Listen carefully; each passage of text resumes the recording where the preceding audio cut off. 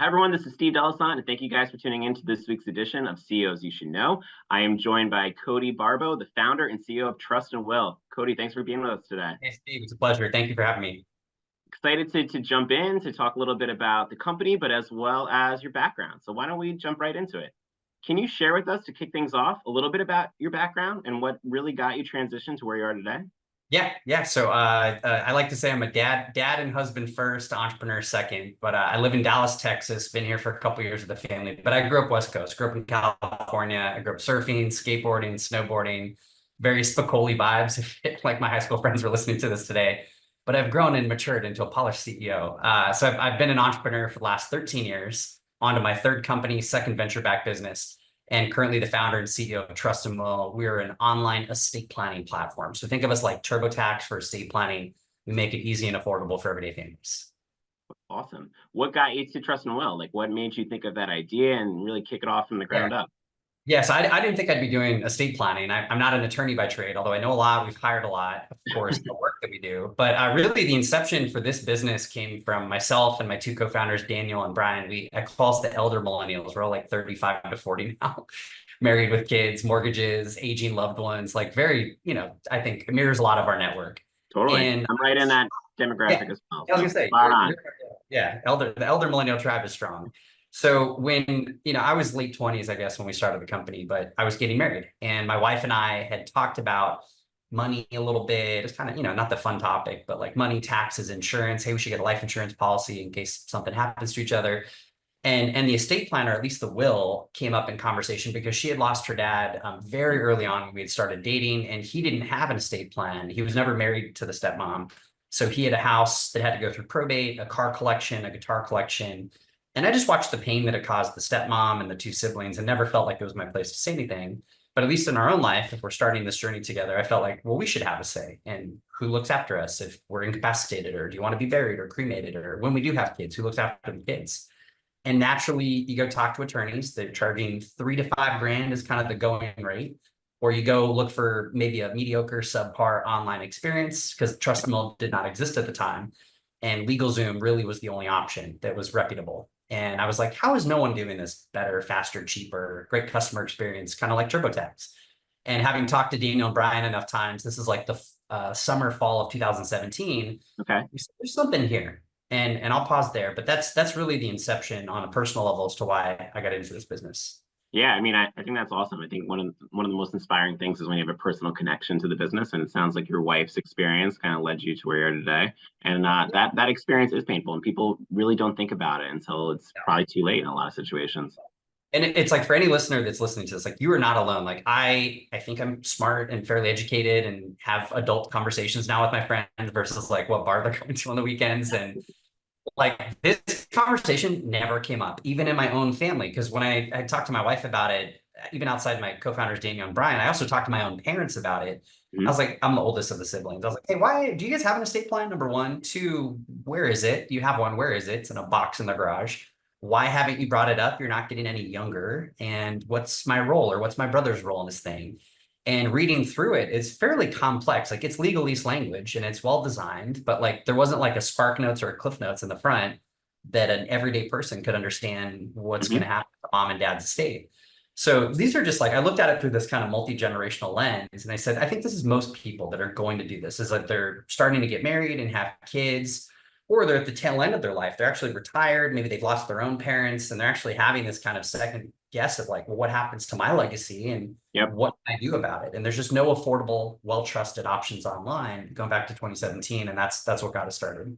Yeah, until Trust and Will came around. So Yeah, sir. you guys are really kind of like the challenger brand in the industry, right? Yeah. Something new and different and disruptive force. What how do you really motivate the team for that change, right? How do you motivate being kind of like a first to the market with this exact type of services? How have you motivated the colleagues that you have, your fellow co-founders, to be Yeah. able to keep going?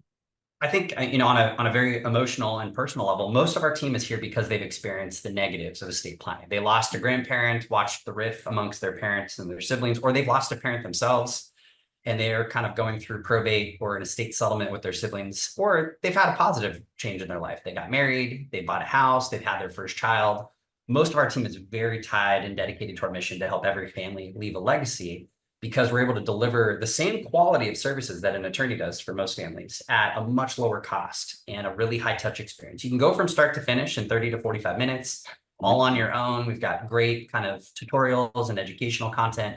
But if you want to talk to a human being, we have a team of human beings behind the scenes, Ashley, Anna Marie, Jason, all helping our families. And even for those families that do want that expert level experience, that we have an attorney support option. We have a network of attorneys that we work with that really are just there to answer any specific questions or scenario planning. Some people do have real strong wishes to not let people get access to their estate when they pass. They have kind of a fallout, or they don't want their kids. Like we both have kids. We don't want our kids to get everything at 18 years old. So you can put in age or life milestone based conditions. And I love that it's up to you, the family, the matriarch or patriarch, that's kind of going through this process and setting it up for your family to control it all. That's awesome. Yeah. Over the years, you guys have built a lot of strategic partnerships. I saw with Yeah. USAA, with AARP. How have those partnerships and those different collaborations really impacted the business? Yeah, so most of our business is still direct to consumers. Actually, most people hear about us through TV. We run national television campaigns, or they're searching for something estate planning related. We've got 70,000 keywords that will show up and rank for. So probably going back like 4 or 5 years, that's when our first couple of partnerships and distribution partners started to turn on. And now it makes up a third of the business. So we work with over 200 institutions, large banks, credit unions, fintech companies, credit card providers, even distributing through financial advisors. And what they're doing is, again, educating their members on the importance of estate planning. Most of our partners have some sort of exclusive deal where it's either a discount or it's complimentary estate plan because you're a customer of that business.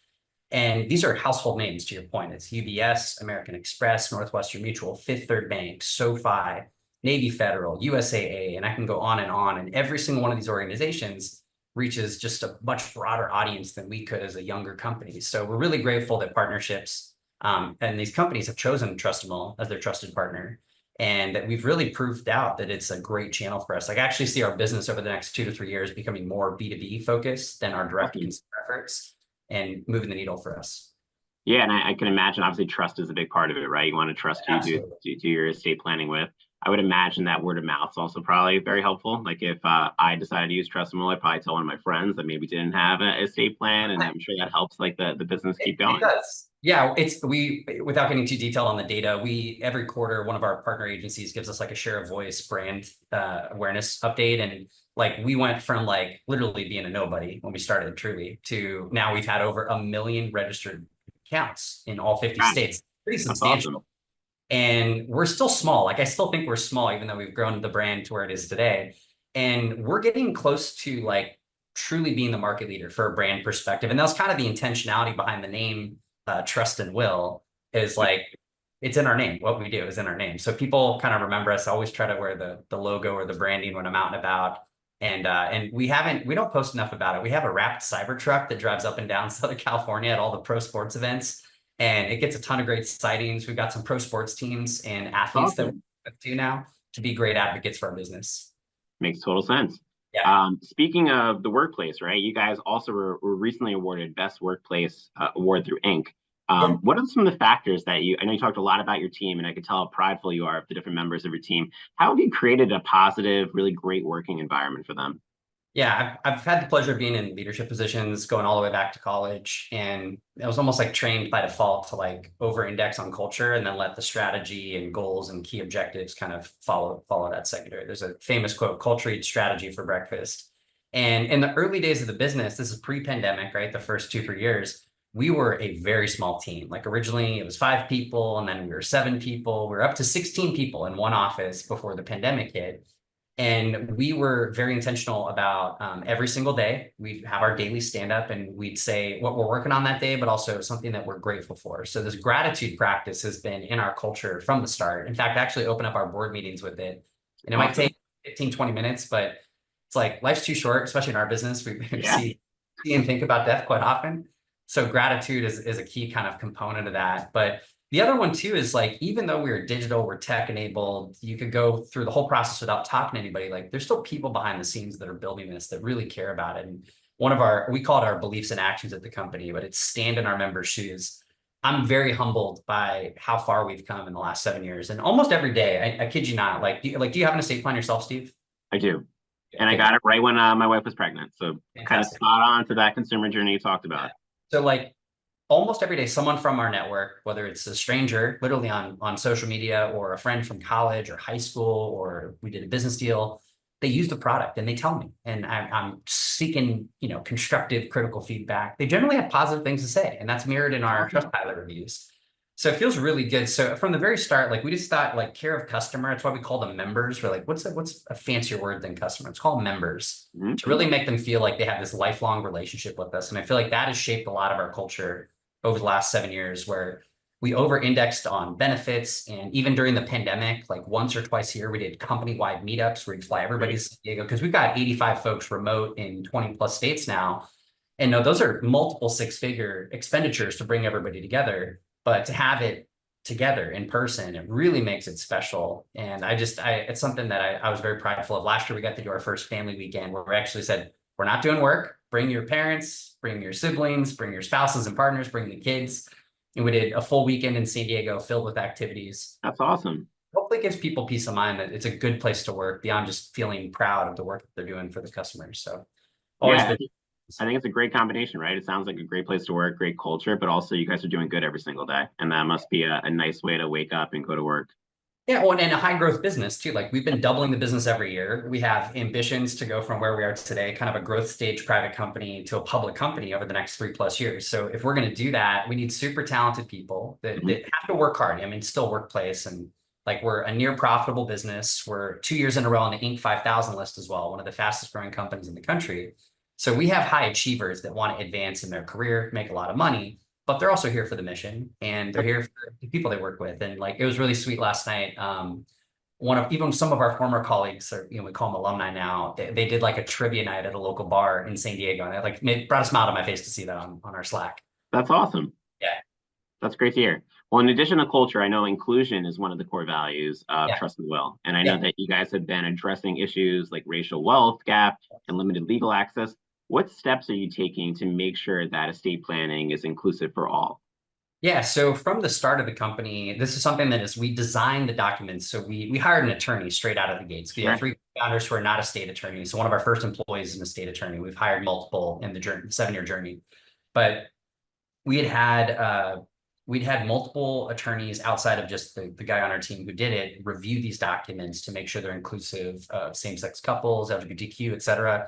And it was important to us from the start. And we were just in California and Texas. That was it, just those 2 states. So then we expand to all 50 states. How do you create an encompassing estate planning structure for people of different lifestyles and family dynamics, especially with blended families being so common in this country? So as I start with this example and my response to your question, one of the things that became a little more top of mind for us was B Corp. How do we go over and above and have extra layers of accountability from an external organization? So B Labs is an organization that helps companies become certified B Corps and eventually transition to a public benefit corporation. A year and a half ago, I think my timing's right, we became a B Corp. We've been working on it for several years, and it indexes all of these components into a point structure that is very, very hard to get to even the bare minimum to become a B Corp. And we, I think, exceeded by 15, 20 points on the B Corp scoring scale. So outside of the documents themselves, we've had probably a dozen nonprofit organizations that we've worked with, where we're bringing folks in as guest speakers to our team. And this is across departments. This is product and engineering. This is our sales team. This is our support team.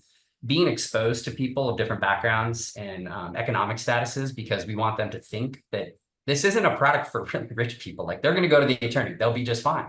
What we were most concerned with when we started the company is 60% of the population doesn't have this. And the Yeah. majority of that population is the communities of color that have no financial education in this country. So we've got a bunch of organizations like the Center for Heirs Property, Financial Joy School, and others that we've contributed quite a bit of money to, which is not, maybe our board and investors don't care that much about it, but we as a team do. Yeah, it's And important. because we're like, look, if we want to reach the broadest swath of customers possible, this is where we have to make investments in order to get those audiences to our website, to use our product, and to think through their lens, their lifestyle, their family. I live in a mixed neighborhood here in Dallas, and it just gives me great perspective as a CEO at this stage of the business to not forget about that. Yep. And it's something that comes up often. At this point now, like we've matured as a business, we have an executive team. So I'm thinking through like inclusion from a board level. We have 2 females on our board, which is unusual for a growth stage private startup. Looking through our executive team, we have women on our executive team, including C-suite. And then I think we're about 40% women or women identifying across the company. And one thing that's, I think, been a net positive for us is geographically, because we're a remote first company, geographically, it's given us diversity of thought, which sometimes you get kind of siloed in the, like either the, kind of California, Silicon Valley thinking, or maybe it's New York level thinking, not in a bad way. But when you have folks across 20 states, you just get a depth of perspective that you don't always get if you're just in one of the two key tech markets. I've enjoyed that about growing the team as well. No, 100%, especially for a startup, and especially since obviously estate planning could impact everyone, right? So it's not just for one different demographic. So I think inclusion is a great mindset to have. That's very For admirable. example, I give a very specific example. We just hired a CFO, and he is a white guy, which was like, okay, it's like most. I was like, I even like the recruitment process. Like, we need females in our CFO pipeline to have diversity of candidates, which we had many. But the guy that we ended up hiring, his past 3 companies have all been B Corp. So I was like, this guy is going to hopefully, he starts in a week. Hopefully he listens to this, but he'll give me budget to focus on inclusion and our B Corp efforts, converting to a public benefit corporation. Like, you don't always get that from a CFO. And that was one of the things that stood out to me about this gentleman, and really, really grateful to have him joining our team. And he wanted to work for us because we're B Corp. So it was win-win. Win-win. Congrats on the hire. Sounds like Yeah, he'll be a great addition to the team. yeah, I know, obviously, going through it myself, I know probably one of the things that people always worry about when it comes to estate planning is their security and safety of the plan, right?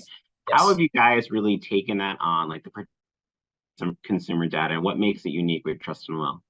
Yeah, so security's been top of mind from the start, especially when we were literally a nobody. Like, how do we get people to trust us? We're this small brand. So I mean, like, no joke, the first year of the business was basically Daniel, Brian, and I reaching out to all of our friends from college who were like hitting early 30s, starting their families. We're like, hey, please try our product. Like, and like, there's only 5 of us in a single office at a co-working space. We're all QA testing and doing customer support. So like, any bug or hiccup was going like directly through the founders, through our attorney that we had on staff, or the one engineer that we had. And once we started to have the partner level conversations, that's when we knew that SOC 2 security, so SOC 1 type 2 security compliance, we had to go through this whole motion. We've got a super robust security committee on our team now. We have a lot of data. It's not, we don't collect PII, like we don't need social security or your credit card logins or checking accounts, yada, yada. But we've over-indexed on security, privacy, trust, and safety. So you actually go to trust.trustandwill.com. If you care to, we have all of our compliance and security protocols. Perfect. It's pretty robust for a company at our size and stage. And that's why we have over 200 institutional partners as big as American Express, UBS. These are the world's largest financial institutions that are, we're going through their compliance, and they're still giving us thumbs up, which is great. Yeah, I mean, it gives the consumer a peace of mind, and also it kind of goes back to what you guys stand for, right? The trust factor, and making sure that the consumer could trust you guys with their information. Exactly. We have, I think the trust.trustandwill.com is more for partners. For consumers, if you go to trustandwill.com, I think it's /privacy or /security, you'll see kind of our more consumer friendly language around our privacy and security protocols. Perfect. Well, you've had a lot of success in the time that you guys have launched, but I'm sure along the way there might have been some challenges. What were some challenges that you guys faced over the last 7 years, and how did you guys overcome those? Yeah, in the early days, the first 2 years, like, we hit $1 million run rate basically, a year and a half into the business, but like, you don't know if you're going to make any money. Like, the first year we made no money. So we're just riding on a little bit of investor money that we had raised, and we're a small team. And then we hit $1 million run rate. Investors took us more seriously. We were able to raise a bit more capital, including our first strategic on the cap table was Fifth Third Bank. They're the 10th largest in the country. So that was good validation for us. And it was one of our first marquee partners that we launched. Fifth Third Bank, drove a considerable amount of revenue for us at the time and trusted us. And they had millions of customers. And I think that was when we started to know that we had something here. We're like, okay, we can still do our D2C business, but we can start to diversify our revenue mix with these partnerships and banks and credit unions, et cetera. And we started to over-index some hires and my personal time in this direction. And it led to the creation of our advisor channel. So we have a product that we built for financial advisors that I think we have about 15,000 that use this tool today that help their clients create estate plans, and it gives the advisor visibility. So, it's like when we think something's working, like in the early days, we had backwards unit economics. We didn't have $1 million run rate. We just didn't know if we'd make it. And then the business started to double each year, go from $1 million to 2.5, 2.5 to 6, 6 to 11, and we've gone and scaled far beyond that today. I'm probably not supposed to share revenue, but we've grown a lot. You could do the math if you look at our Inc. 5000 ranking this year. But the point being is like we're at a near profitable, business at a meaningful 8-figure run rate. So today I'm less worried about the business failing. Now I'm thinking, I'm like, well, can we IPO in 3+ years, or is this an acquisition of a large institution coming in? So the challenges I think have been in the early days, is this even going to work at all? And then kind of like years 4 and 5 are like, can we break past this $10 million run rate, which is so hard to do for any business? And we break through that. We see a little bit more line of sight on a path to profitability, even though we knew that if we raised more capital, which we did, that it would fund it out another year or two. And then this last year was probably the most interesting. It was actually like leveling up the executive team. We had a bunch of leaders, probably almost all my age and level of experience, like 10 to 15 years into our career, super amazing people. But this is the furthest we've all made it. Now we're at the point where like we can't have like 10 people who are driving the whole business, like being the unknowns. We need people who have experience that have done this 2 or 3 times before. So we leveled up some folks, brought in a couple VPs, a couple C-suite, and rounding off this executive hiring kind of tour with a CFO who's going to start next week. And I don't think I heard the noise on that. That's my Vesta board for the team in the back. It's called a Vesta board. It's like an old timey train. I was wondering what it was. It looked like Wheel of Fortune back there. Yeah, I'll do my Vanna White on the next episode. But it's really cool when you're not recording podcasts. I'll leave it at so I'll go back. So the big upgrade or the challenge we're working through this last 12 months is leveling up an executive team. So VPs, C-level hires. And I think it actually levels up Daniel and I as CEO and COO, that we're, mid to late 30s. And this is the furthest we've made it. But we've got a team that is 10, 15 years our senior around us now that is working just as hard, that is very incentivized, both compensation, like cash compensation and equity, to make this business work all the way through an IPO. And our board believes in us now. We've got more interest from investors than we've ever had before. So the question we ask ourselves now, the challenge really is, can we become the largest estate planning company in the country over the next 12 to 18 months? Because we know the revenue target we need to get at for that to be true. And can we be the first public trust and estate company in the country that's like kind of next gen, modern, not like the old guard? Because you have like the old school trust companies like State and Trust, et cetera. They're great. But that's the challenges that we've worked through. Being remote is super challenging. You have to be so intentional too about everything you do and say. And sometimes it feels a little too formal when you're like, let's book a call, Steve, to like give you feedback, versus like going on a walk around the corner. Yep. It's more intentional, but I think it always comes from a good place. And trying to meet with the team in person more often and our investors more often, which helps now that we're fully past the pandemic. Get to see people in person is really nice. So that's awesome. Well, it sounds like there's a lot of exciting things in the future for you guys. So that's great to hear. So congrats on the current success, but also looking forward to seeing what you guys will do in the very near future too. So let's talk about you as an individual for a little bit. I know that you are on various boards. You do a lot of volunteer work. How do you balance it all? How do you balance being the CEO and still being able to give back, obviously as a dad as well and a husband, in addition to all those different roles? I think being a dad, more so than even just being a husband, like it humbles you in a lot of ways.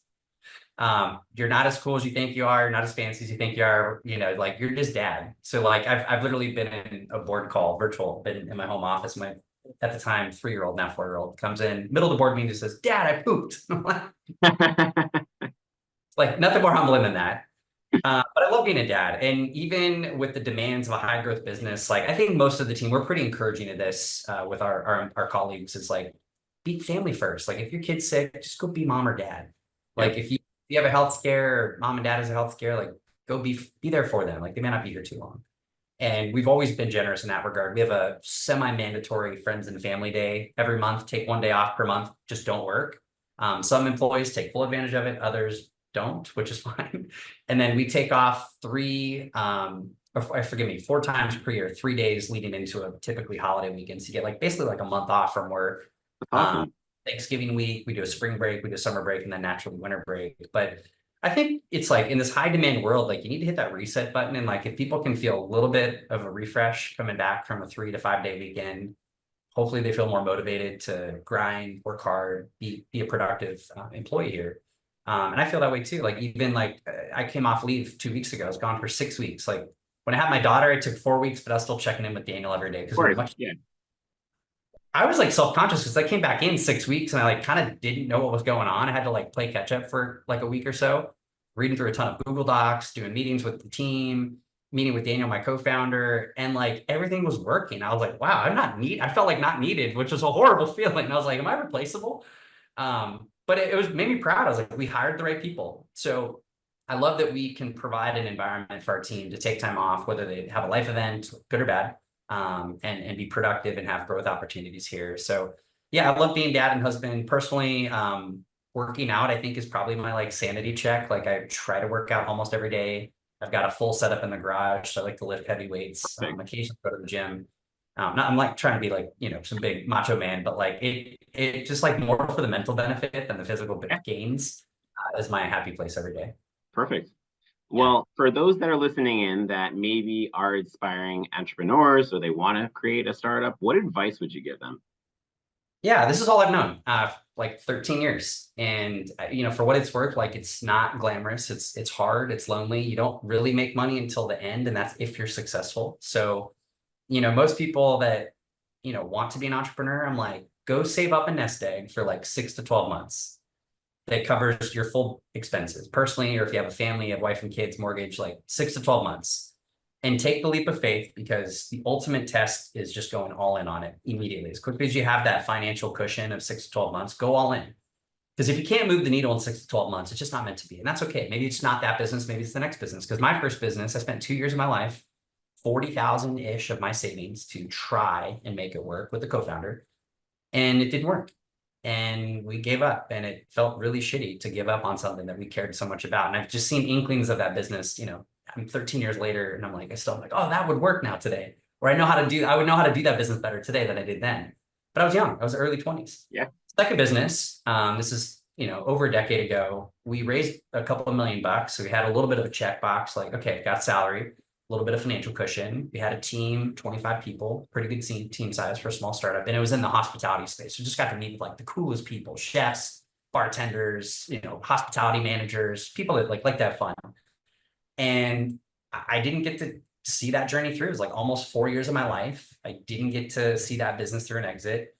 And, I had a choice to make. This is like June of 2017. I was like, do I go get a job somewhere, or do I be crazy and true to myself and just go do it again? So it's like 6 weeks of a gap of no longer with the previous startup to starting Trust a Mill with Daniel and Brian. And I don't know, that's all I know at this point. So my encouragement is like, you have to just do it, and you have to kick fear in the face. If you have all the voice in the back of your head controlling your destiny, you're not going to be successful. And you got to be a little crazy. So, I encourage the crazies to like go pursue your startup idea. Because if you get the right people excited about it, whether it's team, investors, but most importantly, customers, you have something cooking there. And that's where I can look back 7 years now on Trust a Mill, but 13 years in total, and feel very proud of the long journey that it's been, knowing that there's no end. There's no end to business. The business, if successful, should outlive you, and hopefully you're proud of it into the afterlife. That's awesome. Well, Yeah. I'm sure you learned from the first two experiences too, as you went into the third, right? Yeah, I don't miss those days for what it's worth. I don't miss those days. I was broke. But it paid off. It It paid paid off. off. Yeah, it paid off. Yeah. That's awesome. Well, thank you so much for being with us today. For those listeners that are tuning in that now all of a sudden are thinking of estate planning, how can they find out more about Trust and Will? Yeah, trustandwill.com rings off the tongue there. We make it easy and affordable. If you chat with our team, let them know you listen to Cody on the pod, and we'd love to take great care of you. Or if you have a parent or a family member that's in need of it, or a friend who just had a baby, we'd love to take care of you. We're easy for all. Think TurboTax for estate planning. Perfect. Well, Cody, thank you so much for joining us today. Thank you for sharing your story. Thank you for telling us more about Trust and Will and all the great services that you guys offer. We really appreciate you joining us. My pleasure. Thank you.